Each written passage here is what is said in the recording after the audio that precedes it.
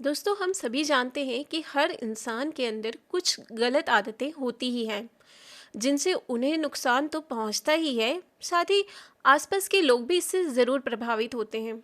इसलिए हमें अपनी बुरी आदतों को समय के साथ बदल लेना चाहिए, वरना आगे चलकर बहुत पछताना पड़ता है।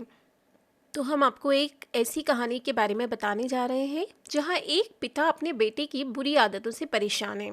एक लोक कथा है, उसके मुताबिक एक पिता अपने छोटे बेटे की बुरी आदतों से बहुत परेशान था। वह कई बार अपने बेटे को समझा चुका था, लेकिन बच्चा हर बार यही कहता कि जब वह बड़ा होगा तब वह सारी बुरी आदतें छोड़ देगा। कुछ दिनों बाद गांव में एक संत आए। संत बहुत ही सरल स्वभाव के और विद्वान थे। संत से जो भी मिलने जाता था वह उससे आसानी से मिल लेते थे और उनकी समस्याओं का निराकरण भी करते थे। जब पिता को संत के बारे में पता चला तो वह भी उनसे मिले और अपने बेटे की समस्या बताई। संत ने पिता से कहा कि कल तुम अपने बेटे को मेरे पास बगीचे में भेज देना।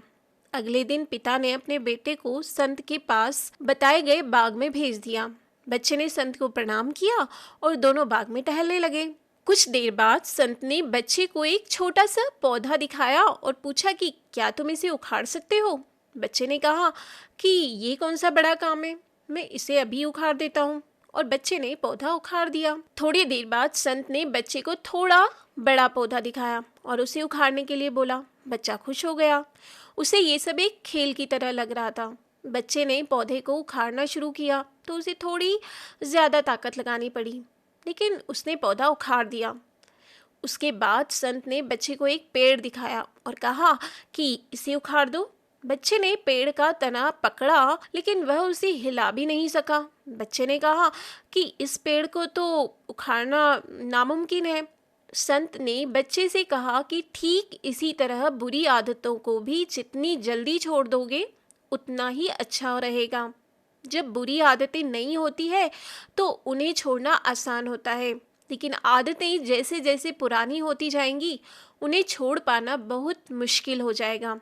बुरी आदतों के कारण जीवन में दुख बढ़ता है और हमारे आसपास वाले भी दुखी रहते हैं। उसे समझ में आ गई। व्यूअर्स, आज की कहानी आपको कैसी लगी? यदि अच्छी लगी तो आप कमेंट करके लिख सकते हैं, और इसी तरह की और कहानियाँ सुनने के लिए आप मेरे चैनल को सब्सक्राइब कर सकते हैं। धन्यवाद।